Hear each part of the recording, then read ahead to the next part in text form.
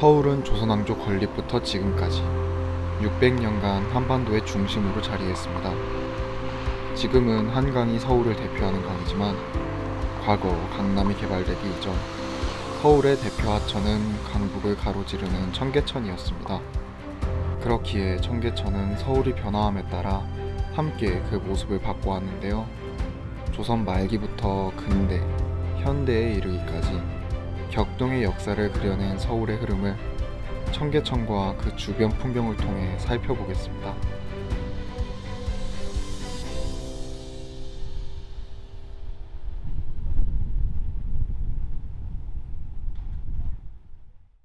과거 조선시대의 개천이라는 이름으로 불렸던 청계천은 한양 도성민들에게 생활용수를 공급하고 하수를 처리하기 위해 필수적인 하천이었습니다. 그렇기에 개천을 안정적으로 유지하기 위해 태종시대 때부터 유량을 측정하고 계획적으로 하천을 관리하였는데요. 이후 개천은 도성민들의 일상생활과 깊이 관련 맺으며 500여 년간을 흘렀습니다. 조선 왕조가 몰락하고 일제강점기가 시작되며 청계천은 지금의 이름이 붙게 되었습니다. 청계천은 당시 일제강점기 일본인들의 거주구역을 나누는 데 큰 역할을 했습니다.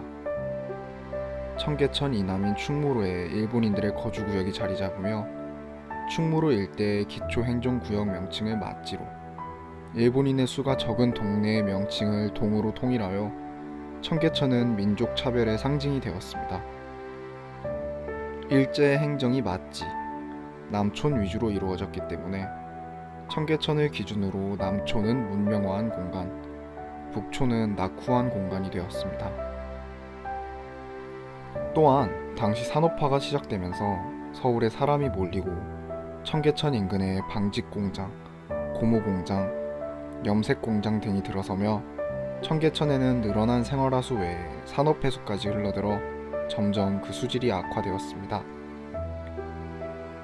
이에 일제 당국의 계획에 따라 청계천 복개 공사가 진행되어 청계천은 일부 그 자취를 감추었습니다. 수많은 사람의 유입과 다양한 문물들의 변화는 당시 격변하는 서울의 시대상을 대표했고 청계천 또한 산업화한 서울의 모습과 함께 변해갔습니다.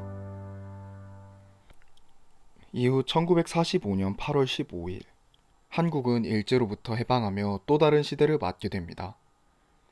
광복 이후 정부의 수립, 민족 간의 전쟁, 그리고 전후 복구까지 대한민국의 수립과 서울의 재건은 많은 우여곡절을 겪었습니다. 이후 서울은 1960년대부터 본격적인 경제개발이 시작되며 전쟁 직후 124만 명이던 서울의 인구는 1965년에는 347만 명, 1970년대에는 543만 명으로 증가했습니다. 폭증하는 인구에 비해 도시의 기반시설은 턱없이 부족해 새로이 서울에 정착한 사람들은 청계천변에 판잣집을 지어 생활했습니다. 청계천변 판잣촌은 주거지이며 시장이자 산업지대였습니다. 천변 사람들은 미군 부대에서 흘러나온 물건들을 사고 팔았고 폐품을 재활용하여 새 상품을 만들어냈습니다. 비록 열악한 환경이지만 판잣촌 사람들에게 청계천은 더욱 나은 내일을 꿈꾸며 삶을 꾸려가는 보금자리였습니다. 하지만 도시의 단위에서 이러한 판잣촌은 골칫덩이였습니다. 천변에 소규모 산업시설이 늘어나며 도시의 미관을 해치고 위생시설 또한 문제로 들어섰습니다. 시간이 지나 서울이 현대 도시의 모습을 갖추어가면서 청계천 복개와 천변 판잣촌 철거는 미룰 수 없는 시대적 과제였습니다. 1960년대부터 시작된 청계천 복개 작업은 1977년까지 이어지며 인근 판잣촌과 청계천 일대에 대규모 토목공사를 진행해 청계로 양쪽에 현대식 상가 건물들을 지었고 현대식 고가도로도 함께 설치하며 산업화, 근대화의 성과를 가시적으로 보여주었습니다. 당시 쉽게 기술을 익힐 수 있었던 의류 관련 산업이 큰 인기를 끌며 평화시장 내부에 들어오게 되었고 고급 주상복합 건물 단지를 대표하는 세운상가가 들어서며 청계 고가도로, 3일 빌딩과 함께 세운 상가는 도시 현대화와 경제 발전의 상징으로 자리했습니다. 이후 시간이 지나 1990년대에 성수대교와 삼풍백화점의 붕괴, IMF 금융위기가 연속으로 찾아오며 한 세대에 걸친 개발 시대가 끝나갔습니다. 새롭게 도입된 지방자치제 속에서 성장과 개발 대신 생태환경과 역사문화유산의 보존이 중요한 가치로 등장했습니다. 청계천 또한 이런 흐름 속에서 노후화가 진행되어 전면적인 보수가 시급했습니다. 청계천과 관련한 다양한 개발 의견들이 제안되었고 2002년 7월 이명박 후보가 서울시장에 당선되며 청계천 복원 사업을 진행하게 되었습니다. 서울시는 청계천 복원 사업에 따른 도심 활성화를 위해 도심부 발전 계획을 새롭게 수립했습니다. 공공 투자를 확대하고 민간 투자를 유도하여 정보통신, 금융, 국제업, 유통 등의 도심 산업을 활성화한다는 것이 주된 목표였고 문화벨트를 조성하고 역사유산을 복원한다는 구상 또한 새롭게 꾸며진 청계천의 모습을 다양화했습니다. 청계천은 중추관리 업무구역, 교육 서비스구역, 특화도심산업구역부터 청소년 문화구역, 특화상품 판매 서비스구역, 의류 패션 도소매 구역 등 12개 블록으로 분류되어 역사와 전통이 살아 숨쉬는 새로운 도시 중심지로 그 역할을 수행하게 되었습니다. 고가 구조물 및 복개 구조물 철거, 하천 복원, 유지 용수관 건설, 하수도 정비, 교량 건설, 조경 공사 등의 모든 공정이 각 구간에서 동시다발적으로 이루어져 2년 3개월 만에 청계천 복원 공사는 마무리되었고 지금 우리가 바라보는 청계천의 모습이 완성되었습니다.